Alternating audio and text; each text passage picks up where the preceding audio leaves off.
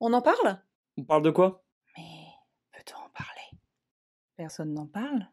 Si, nous, on en parle. Parlons ensemble.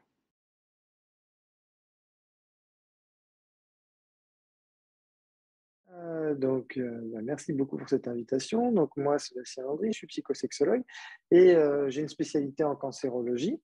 Aujourd'hui, donc, on va s'intéresser plus particulièrement aux problématiques sexuelles et puis directement ou indirectement sur l'impact que ça peut avoir sur l'estime de soi, parce qu'on verra avec tous les traitements possibles, la maladie, les angoisses, on va avoir un impact sur la sexualité. Donc, on va commencer, hop là. Juste pour rappel, parce que ça, je trouve ça très important, on a tendance à l'oublier, tous les cancers peuvent impacter sur la sexualité. Parce que souvent, on garde à l'esprit cancer du sein, cancer de prostate chez l'homme, cancer gynécologique. On va se dire, bah oui, il y a un impact, mais en fait, pas uniquement. Parce qu'on va le voir, les traitements impactent beaucoup cette vie intime, c'est l'estime de soi qu'on a, etc. Donc, on va avoir un impact. On peut avoir un arrêt, j'ai envie de dire, même si c'est pas le mot, j'aime pas trop le dire le mot arrêt de la sexualité parce que souvent je vois des couples ou des patientes pendant les traitements qui me disent on a arrêté notre sexualité, on n'a plus de sexualité, c'est pas vrai. Souvent en fait il n'y a plus de rapport physique avec pénétration comme on l'entend un langage courant, mais en règle générale, on arrive à conserver une intimité, on arrive à continuer à s'embrasser, à se toucher, et tout ça, ça fait partie de la sexualité, c'est important de le garder à l'esprit. Mais c'est vrai que la sexualité, comme beaucoup d'autres domaines, peut s'effacer un petit peu face à la maladie parce qu'on a autre chose à gérer. Ça peut être très compliqué pour le partenaire. Il ne faut pas l'oublier.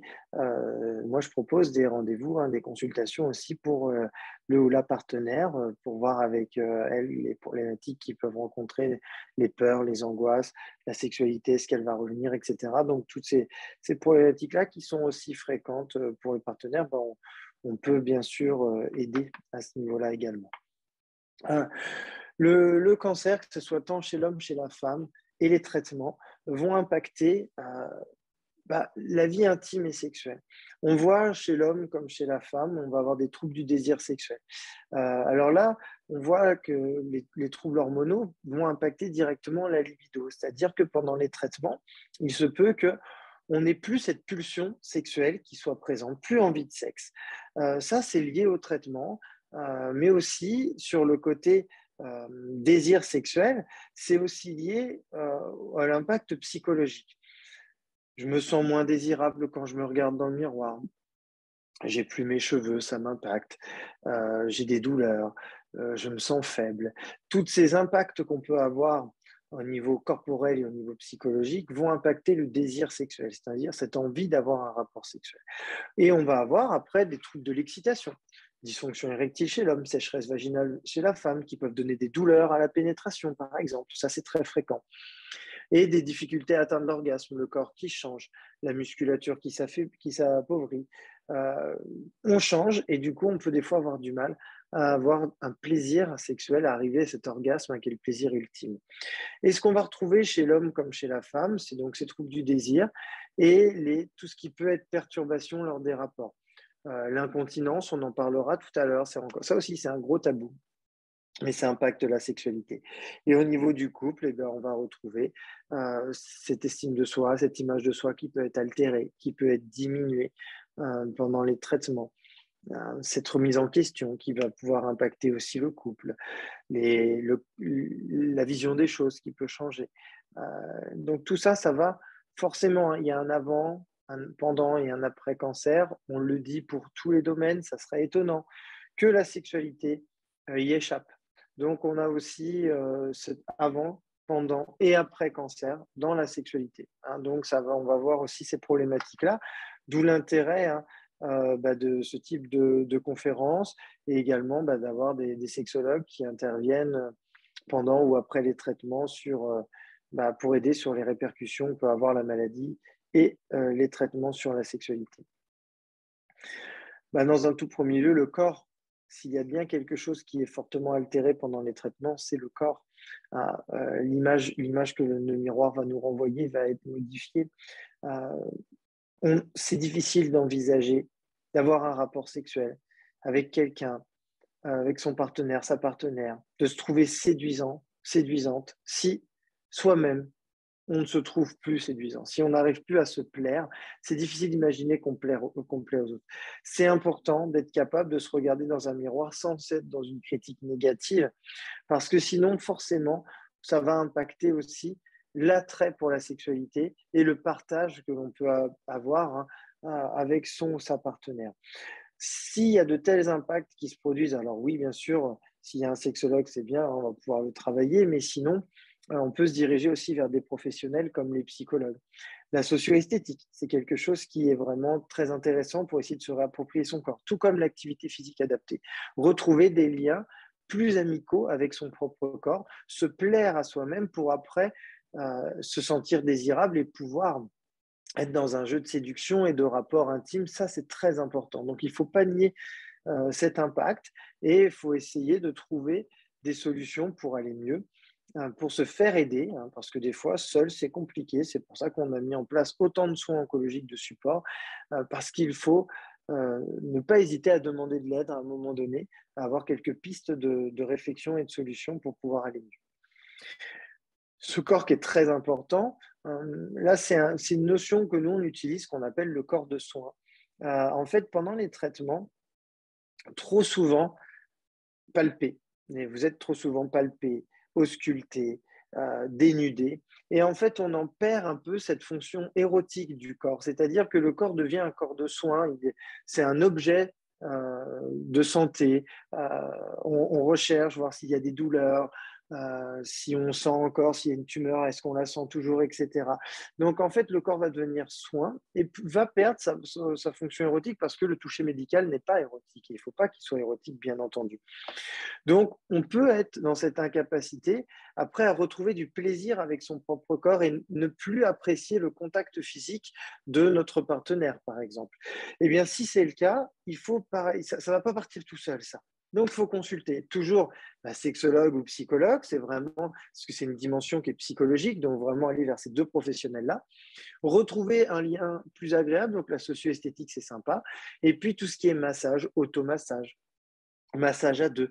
C'est-à-dire qu'on oublie, il faut un petit peu que le cerveau dissocie le toucher de l'auscultation ou du toucher médical. Il faut qu'il réassocie le toucher avec plaisir et avec, après, érotisme et sexualité. Donc ça se travaille. C'est un travail qu'il va falloir investir soi-même.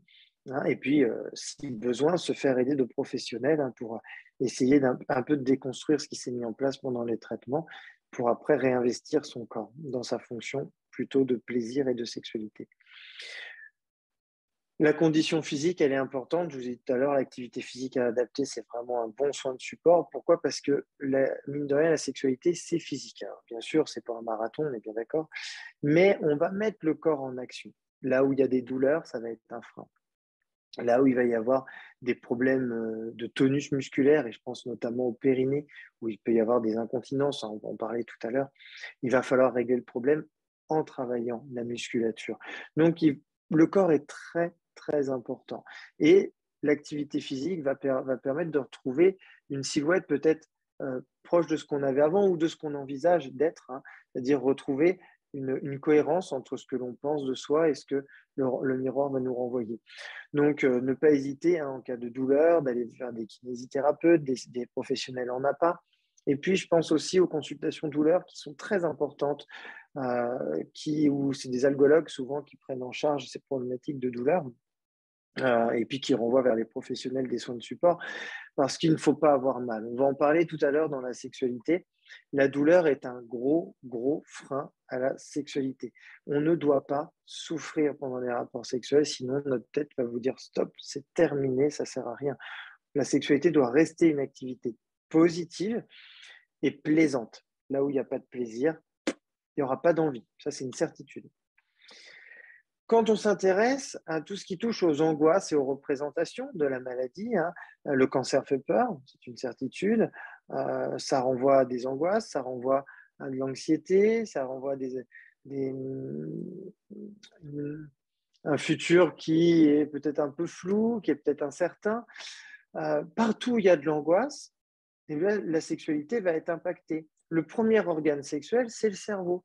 Si la tête n'est pas là, si elle est prise par des ruminations, si il y a des choses qui nous provoquent une anxiété en continu, bah, le désir sexuel va s'effacer, il va diminuer. Il ne va pas y avoir d'attrait vers la sexualité. Et puis, s'il y a un rapport sexuel, il y aura peut-être pas une difficulté d'excitation, donc il peut être des douleurs, peut-être une incapacité à avoir une érection chez un homme, et peut-être des grandes difficultés pour avoir du plaisir et notamment un orgasme. Donc, vous voyez, c'est important. La tête, elle doit être dans une bonne orientation pour la sexualité, sinon, bah, ça peut être un frein, en fait, directement à la vie intime et sexuelle. Là, un gros pavé qui est la fatigue liée au cancer, hein, cette fatigue, cet épuisement qui est ressenti par énormément de patients. Alors, cette image, elle est pas, enfin, cette diapositive, c'est pas pour vous faire peur, mais la fatigue liée au cancer, c'est le symptôme numéro un. Dans tous les articles scientifiques, on en parle, dans tous les colloques ou les congrès de cancérologie, on parle de cette fatigue parce qu'on le sait, on le voit que c'est quelque chose qui est très compliqué. Dans la sexualité, c'est une enclume, c'est un poids énorme, un frein à l'imaginaire érotique et au rapport sexuel. Et on voit que cette fatigue a tendance à devenir chronique. 25% des patients entre 2 et 5 ans vont la ressentir après l'arrêt des traitements. 25% entre 6 et 9 ans, 17 entre 10 et 15, 14% entre 16 et 25 ans et plus de 10% après 25 ans. Je ne dis pas qu'il n'y a pas de solution, hein. C'est un constat, c'est qu'on a beaucoup de personnes qui restent fatiguées après. Il y a beaucoup de choses à faire. Il y a des soins de support, il faut aller vers ces soins de support. La fatigue, il faut essayer de rompre un peu avec cette fatigue. Mais quand moi, je vois que la fatigue est un frein à la sexualité, eh bien, pour que la sexualité reparte, il va falloir d'abord essayer de régler ces problèmes de fatigue. Parce que sinon, ça va toujours être un frein et on va se battre pour essayer de mettre des choses en place pour améliorer sa sexualité. Et en fait, on va être freiné par cette fatigue. Donc, en fait, on se bat contre soi-même. C'est compliqué. En fait, on va se fatiguer à lutter contre ces problématiques et contre cette sexualité. Donc, il faut essayer de régler un maximum les problématiques de la fatigue pour pouvoir améliorer la sexualité. Hop, pardon. Hop, voilà. Les cicatrices, la capacité de séduction qui est importante. Je le dis à beaucoup de professionnels dans la santé quand j'interviens sur des formations. Arrêtons de dire que les cicatrices sont belles. Arrêtons de dire ça. Qu'une patiente nous dise que sa cicatrice, elle est, voilà, elle la trouve pas moche, elle est discrète. J'entends, c'est très bien, mais c'est pas à nous d'acter qu'une cicatrice est jolie. Si vraiment une cicatrice c'était vraiment joli, on s'en ferait, je pense, c'est comme les tatouages. Là, on irait, tout en étant en bonne santé, demander à avoir une grande cicatrice sur le bras, etc. Ça impacte. Moi, c'est des choses que j'entends quotidiennement.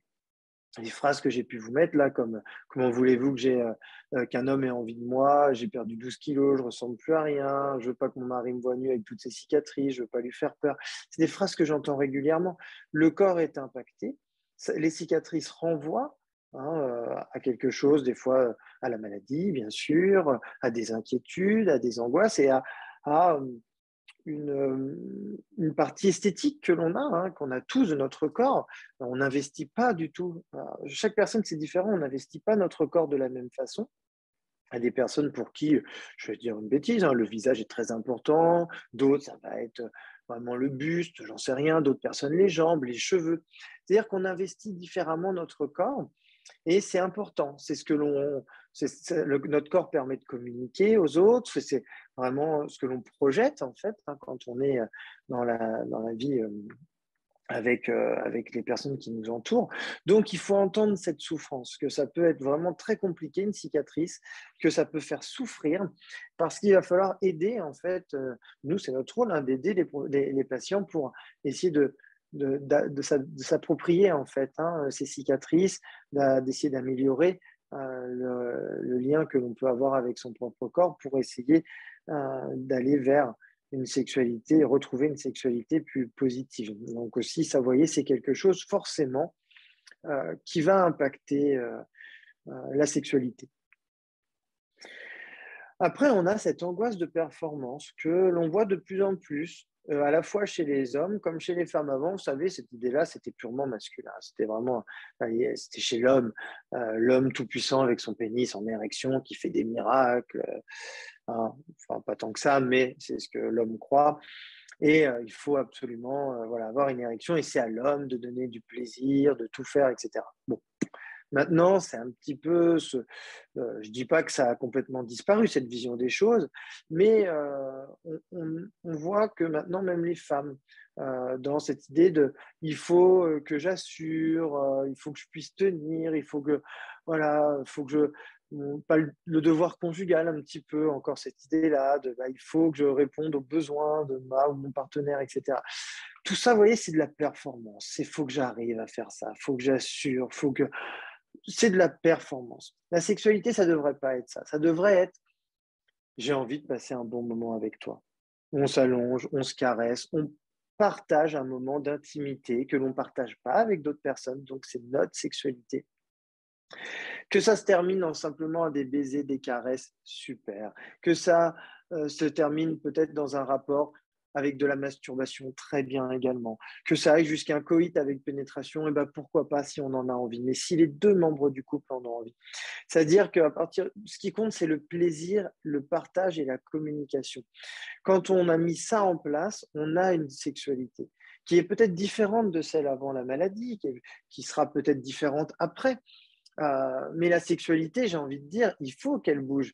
Enfin, celui qui dit, moi j'ai la même sexualité à 20 ans, 30 ans, 40, 50, 60, 70 ans, alors celui qui pense ça, il se trompe fortement. Et puis, est-ce qu'une sexualité des 20 ans où on avait peu de vécu, peu d'expérience, est-ce que c'est la meilleure? Je ne sais pas. Peut-être pour certains, mais je ne pense pas pour tout le monde. En fait, il y a une forte résonance émotionnelle dans la sexualité qui est importante.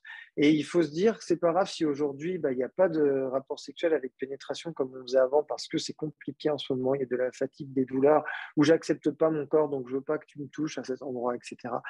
Verbalisez-le.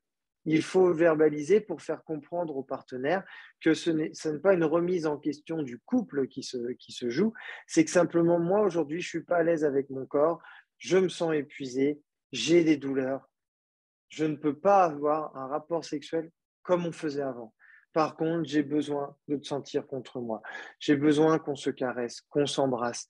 Verbalisez-le. C'est important parce que là où il n'y a pas de communication, il y a des non-dits. Et dans les non-dits, on imagine plein de choses. Et puis, alors, on n'imagine jamais, jamais les bonnes raisons.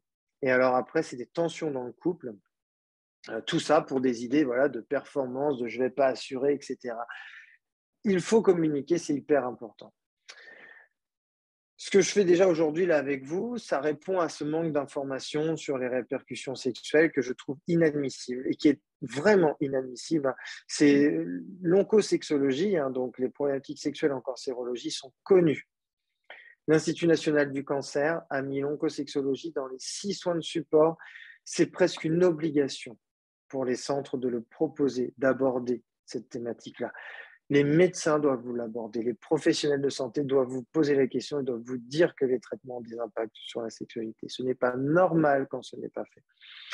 Et là où on nous dit rien, on s'inquiète parce qu'on se dit mais qu'est-ce qui m'arrive? Quoi, là, comment ça se fait que j'ai mal lors des rapports sexuels? Comment ça se fait que là, j'arrive plus à avoir d'érection? Comment ça se fait que je prends pas du plaisir? Si on vous a pas dit clairement qu'il y a des impacts des traitements sur la sexualité, on se pose des questions. Là où on se pose des questions, il y a des angoisses qui apparaissent. Là où il y a de l'angoisse, il y a un impact sur la sexualité et boum, on est dans un cercle vicieux et on n'en sort pas ou on a du mal à en sortir. Donc, il faut absolument communiquer sur le sujet, d'où par exemple notre petit topo de ce soir.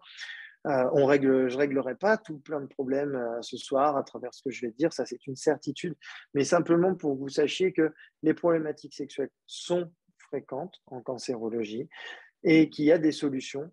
Mais il faut pour déjà envisager des solutions, il faut savoir que les problématiques sont liées à la maladie et au traitement. Donc, on va y venir à ça.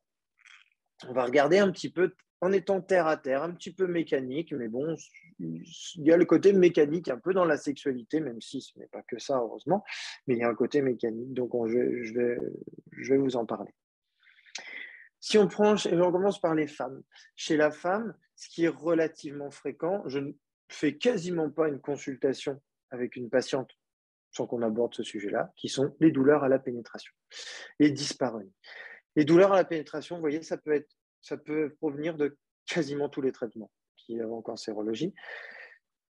Les douleurs peuvent être à l'entrée du vagin, c'est-à-dire souvent, elles sont liées à des tensions musculaires, un affaiblissement du périnée qui se contracte trop, qui va empêcher l'ouverture du vagin. C'est des douleurs d'intromission. Et on peut avoir des douleurs en profondeur, plus ou moins profonde du vagin, qui souvent sont des douleurs induites par des sécheresses vaginales, et les va-et-vient font que ça chauffe, ça brûle et ça fait mal. Donc, il y a ces deux types de douleurs, de grandes douleurs liées à la pénétration qui sont importantes.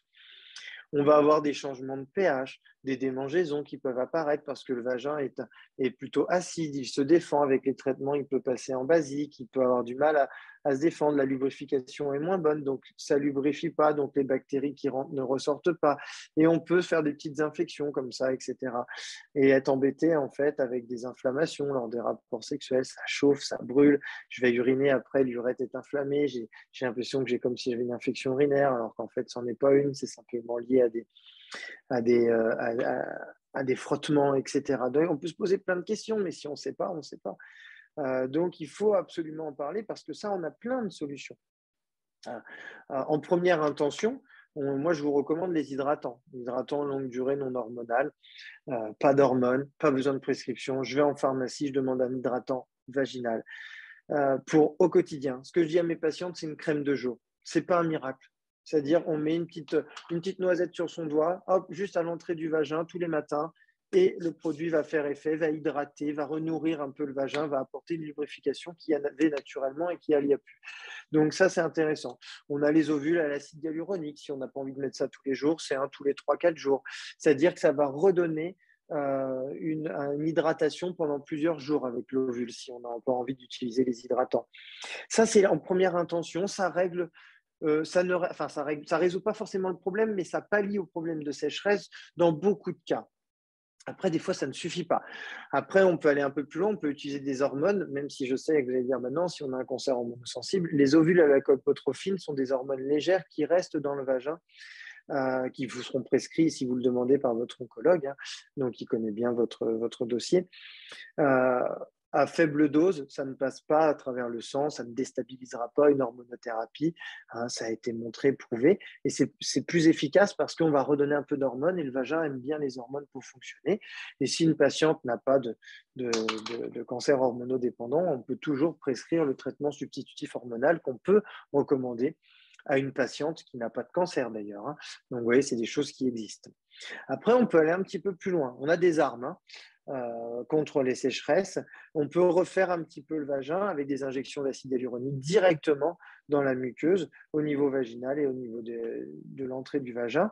On va injecter, hein, c'est un peu de la chirurgie esthétique, un petit peu comme on peut faire au sein du visage. On va réhydrater en profondeur et redonner de la souplesse au vagin. C'est pas remboursé par contre, toutes ces prises en charge-là, on espère, on est en train de faire le nécessaire pour que ça le soit dans l'année. Mais ça ne l'est pas encore. Donc, on a ces injections d'acide hyaluronique qui fonctionnent plutôt bien. Et puis, on a d'autres traitements qui sont comme le laser, où le laser, lui, on va venir un petit peu… c'est comme si vous aviez des couches, un peu de la corne au niveau de votre vagin. Ce n'est pas très beau l'image quand je dis ça, mais c'est pour vous présenter comme la corne qu'on peut avoir sur les mains. Alors, la corne, c'est sec, hein. Quand j'y touche, c'est sec. Alors, quand je mets de la crème sur les mains, c'est un petit peu plus souple, mais ma corne ne va pas disparaître. Donc, si je veux régler le problème, le laser, c'est en fait l'idée d'arracher les cornes, si vous voulez, pour avoir derrière une peau très souple. Et bien là, c'est un peu ça dans le vagin. Je vais dégommer les couches de cellules superficielles qui sont très sèches pour aller chercher des couches de cellules épithéliales plus hydratées en profondeur pour que derrière, je retrouve une lubrification vaginale. C'est un traitement qui fonctionne bien, c'est assez coûteux pour le moment, et c'est ça qu'on essaye de faire rembourser, hein. Au même titre que chez l'homme, on a remboursé les injections intracaverneuses pour les dysfonctions érectiles. Donc, on est vraiment sur cette idée de redonner un vagin qui va lubrifier. Les seules contre-indications à l'heure actuelle, c'est pour les femmes qui ont un cancer du col avec une forme de papillomavirus, donc plus fréquente, on va dire, dans le cancer du col de l'utérus. C'est la seule contre-indication qu'on a pour le moment sur ce type de traitement. Sinon, il n'y en a pas. On a aussi la radiofréquence maintenant qui est de plus en plus utilisée, où là, c'est complètement indolore. Hein. Sur l'autre, il faut passer le laser dans le vagin. Des fois, les patients me disent que ce n'est pas très, très agréable la première séance. Là, il n'y a pas du tout de douleur. On reste à l'entrée et c'est de la radiofréquence. Ça chauffe un peu, hein, parce que 47 degrés, 10 degrés de plus que la chaleur corporelle.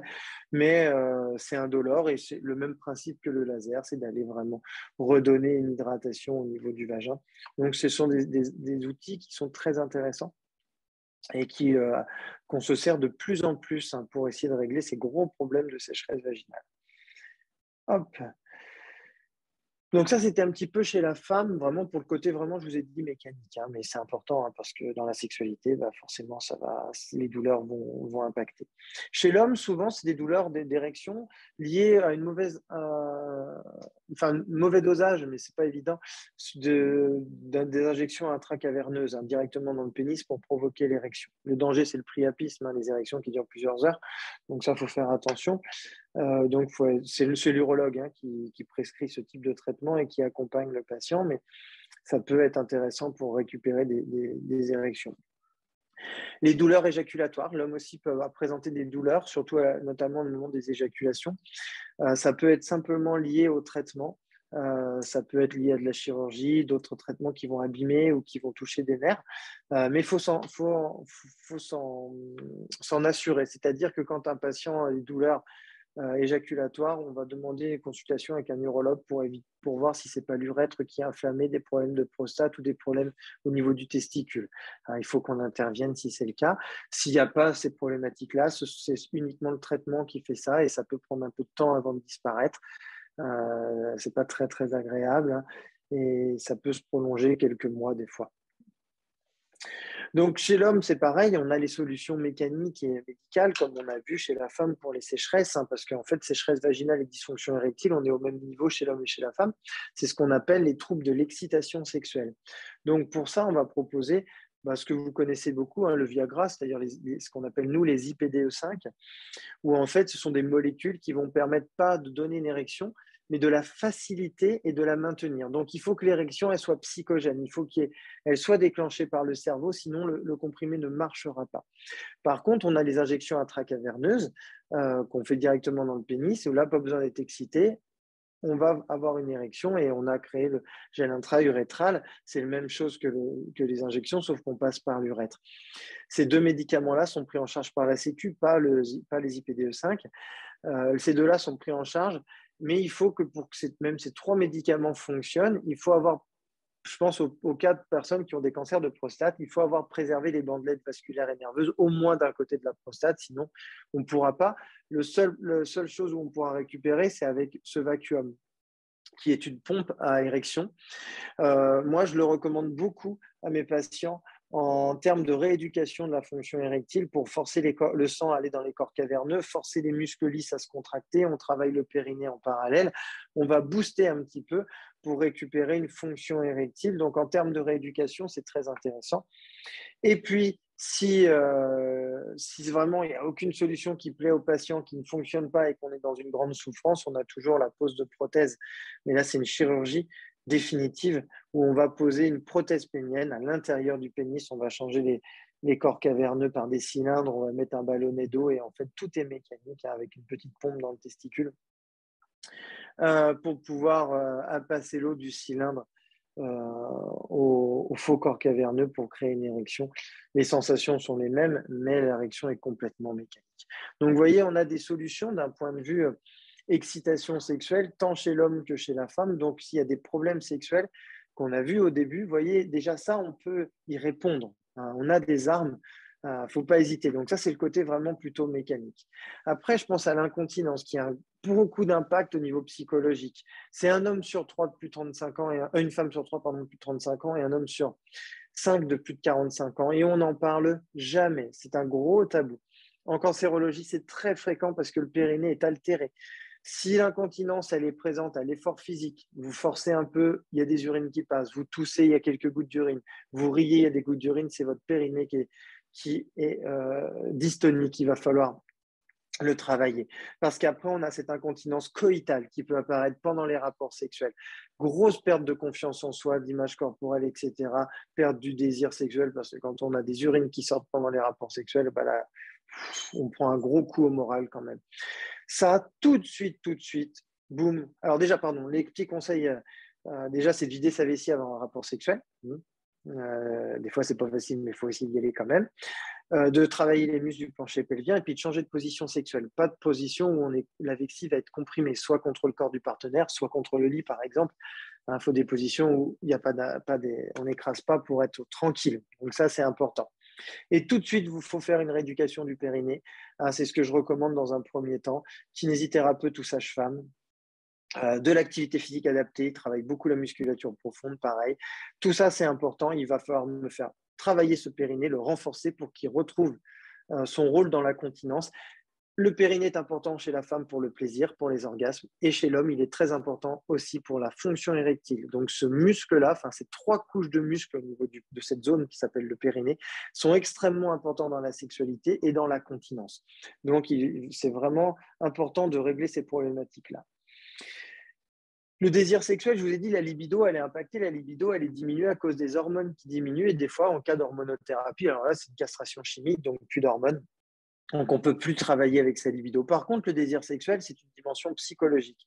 Ça veut dire qu'on peut le travailler. Bien sûr, en thérapie, c'est un travail que l'on va faire, mais le meilleur des conseils que j'ai à vous donner, c'est les lectures érotiques, pas les pornos. Les pornos, c'est des images qui vont forcer votre tête, ça ne va pas forcément travailler. Par contre, les lectures érotiques et le fait de lire de l'érotisme, du romantisme va forcer votre cerveau à créer des images et donc des fantasmes. Et quand j'ai des fantasmes, c'est comme je mange quand j'ai faim. Et j'ai des rapports sexuels quand j'ai envie de sexe. Et pour avoir envie de sexe, ou avoir des pensées sexuelles, pour avoir des pensées sexuelles, il faut avoir des fantasmes. Il n'y a pas de secret. Donc, on va travailler. Et si la masturbation était un plaisir avant, il faut y aller. Il faut réessayer. Il faut retester ce qui vous plaisait, tester de nouvelles choses pour stimuler votre corps. Des fois, je dis, moi, après un cancer ou même pendant la maladie, mais le corps a tellement changé qu'il faut le redécouvrir, un peu comme à l'adolescence avec la masturbation. Il ne faut pas hésiter à redécouvrir son corps, la façon dont il s'excite et la façon dont il prend du plaisir. Il y a une redécouverte réelle à faire. Donc ça, il ne faut pas hésiter. Il faut vraiment y aller. La tendresse, je l'ai dit, on oublie la performance. C'est une résonance émotionnelle, un rapport sexuel. Le sexe, ce n'est pas une pénétration. C'est de la tendresse, de la communication, du plaisir partagé. Donc, mes désirs, je les écoute, les désirs de l'autre, je les écoute. On passe un moment ensemble de complicité, de plaisir. Ça, c'est le vrai sexe. Et on s'en fiche comment ça se termine. Ce qui compte, c'est qu'on ait du plaisir. Tous les deux. C'est ça l'objectif d'un rapport sexuel. Donc, c'est important d'être dans cette idée de désir et de tendresse. N'hésitez pas à consulter un sexologue, bien entendu. Ça permettra déjà de libérer un peu la pression sur cette dimension-là, de comprendre d'où ça vient, d'avoir des conseils.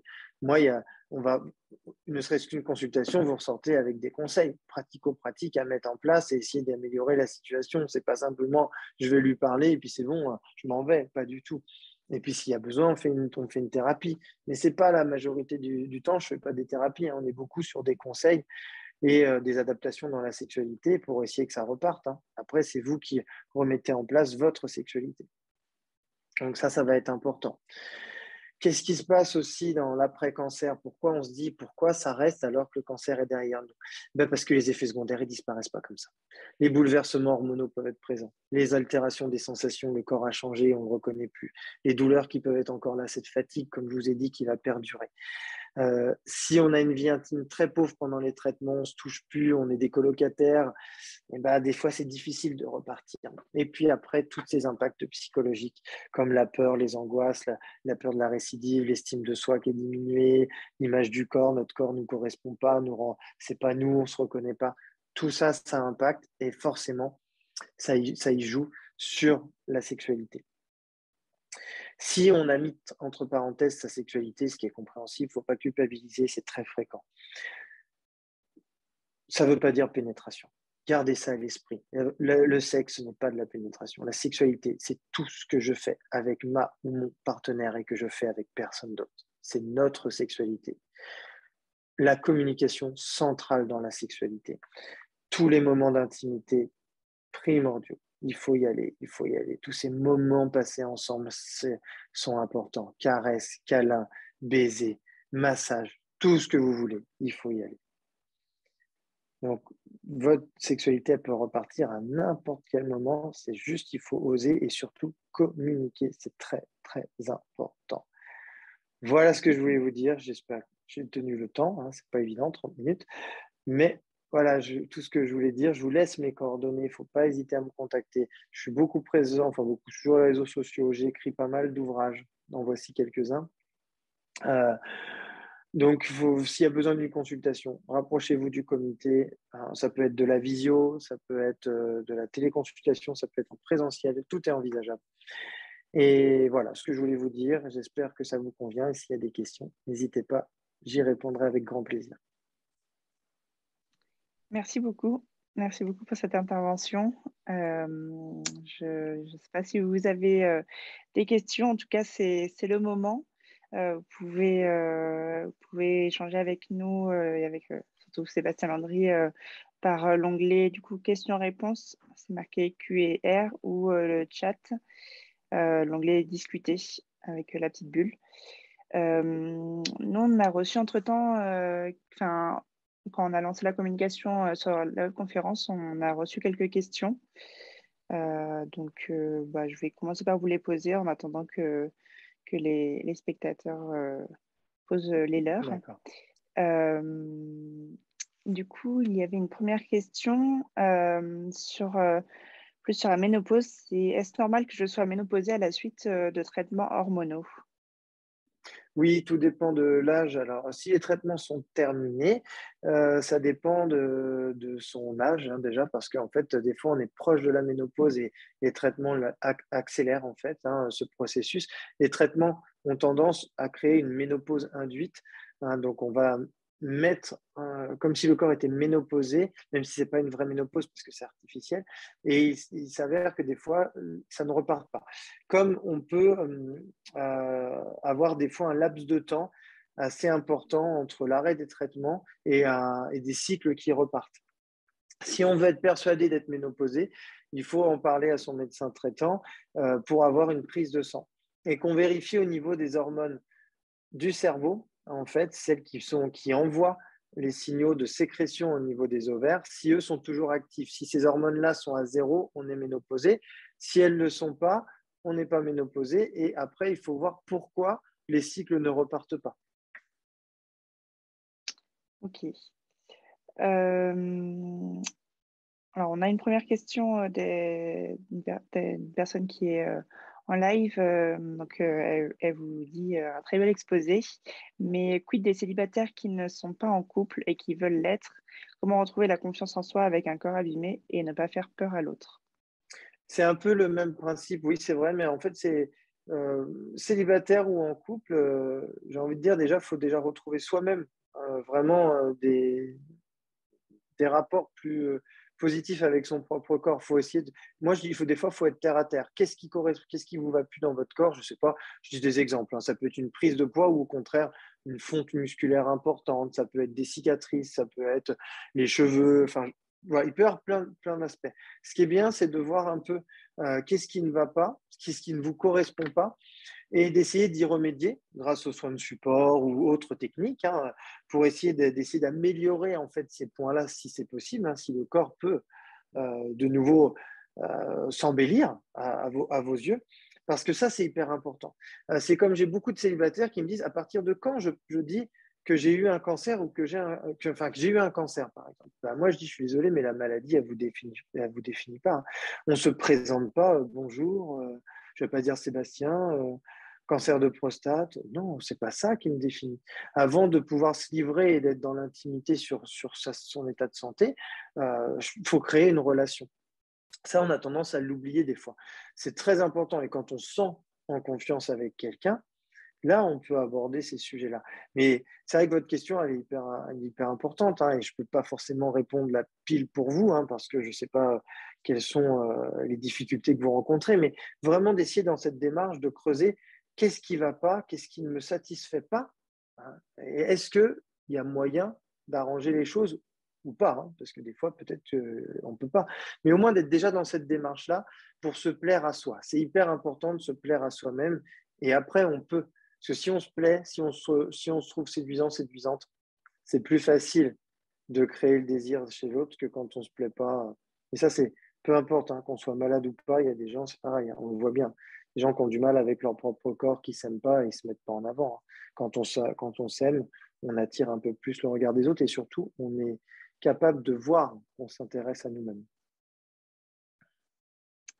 Ok, j'espère que vous avez répondu à ces attentes. Du coup, je retourne aux questions qu'on avait reçues. Faites-vous des consultations ou séances de couple? Si oui, sont-elles nécessaires? Des consultations de couple, pardon? Oui. Oui, j'en fais. Oui, bien sûr. Nécessaire, je ne sais pas. C'est-à-dire qu'en fait, ça dépend de chaque personne. Moi, je ne demande pas forcément à voir le couple. Surtout le premier rendez-vous, des fois, ça peut être intéressant de venir seul pour que je puisse. On ne dit pas tout dans sa sexualité, c'est pas vrai. On ne dit pas tout à l'autre, on a notre jardin secret, on n'ose pas tout dire. Donc, des fois, le fait que moi, je puisse voir avec la patiente ou le patient vraiment toutes les problématiques. Après, on peut se voir en couple et je ne redirai pas, hein, ça, forcément, ça reste de l'ordre du secret.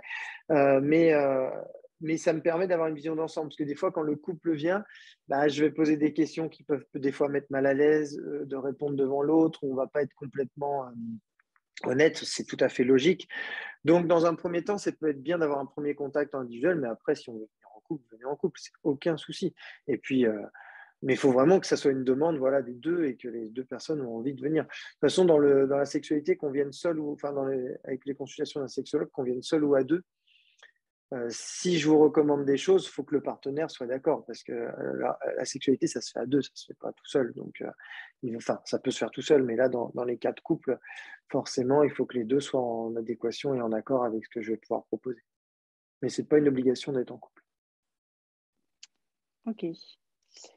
Vous avez évoqué pendant la conférence des solutions pour muscler le périnée, notamment la kinésithérapie. Est-ce que le yoga peut être bénéfique pour Yoga, muscler également? pilates, toutes ces activités physiques adaptées, toutes ces activités où la musculature profonde est sollicitée, où il y a beaucoup de postural, on travaille son périnée.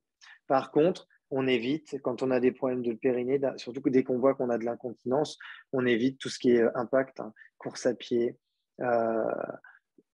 trampoline, corde à sauter, tous ces trucs où ça va taper, et ben forcément, le périnée, à chaque fois, il va encaisser les organes qui vont venir taper sur lui et ça va l'affaiblir. Il faut le remuscler, c'est hyper important. Vélo, c'est pas que c'est grave le vélo pour le périnée, sauf que ça le fait pas travailler du tout. Ouais. Donc l'activité physique, c'est très bien, mais quand il y a des problématiques comme ça particulières, il faut vraiment faire un travail spécifique. Ok. Et l'aquagym adapté, par exemple, que l'on propose aussi à la Ligue? Ouais, mais l'aquagym travaille peu sur le périnée parce que l'eau soutient. Alors, il n'y a pas d'impact, c'est nickel. Si on se dit j'ai des problèmes de périnée, on ne va pas accentuer la problématique, mais ce n'est pas l'activité qui travaillera le plus le périnée. Par contre, si on veut en faire en parallèle, c'est très bien pour plein de choses.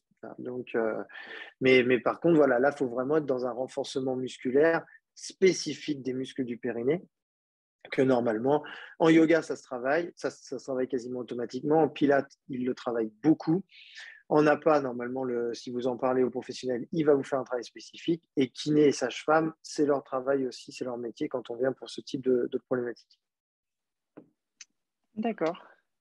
Écoutez, n'hésitez pas si on va attendre quelques minutes, s'il y a d'autres questions par les spectateurs. On a un commentaire d'une spectateur qui dit que l'aquagym, c'est bien pour récupérer Oui, ses bras après une mammectomie. complètement. C'est bien pour plein de choses. C'est bien C'est pour plein de choses.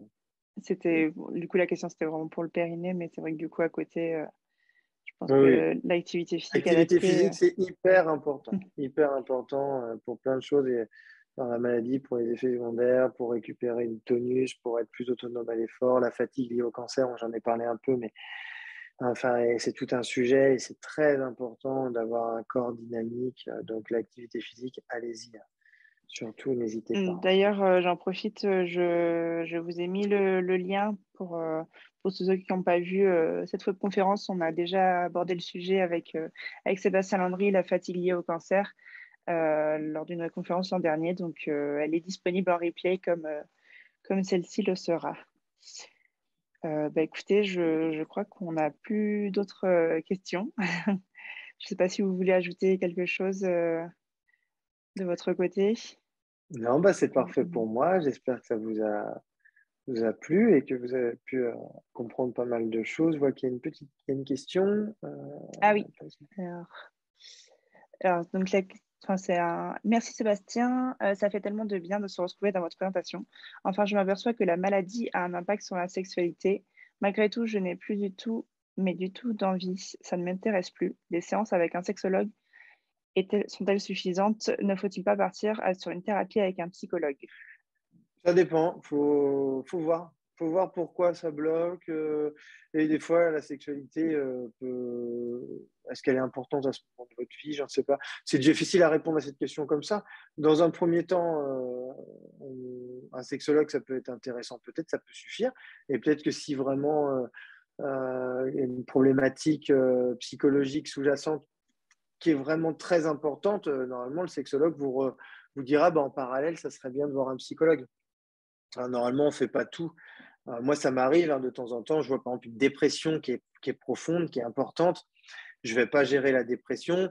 Je vais travailler avec ma patiente sur les troubles sexuels et essayer de redonner de l'envie. Et en parallèle, le psychologue va travailler vraiment sur cette dépression. En fait, le travail peut être fait vraiment en parallèle pour essayer d'améliorer la situation. Mais c'est très difficile comme type de question que vous me posez là parce que c'est juste que il y a tellement d'origines possibles au fait que vous ayez plus du tout d'intérêt pour la sexualité que comme ça, je ne peux pas répondre. Mais un travail avec les deux est envisageable et en parallèle, hein, il n'y a aucun souci.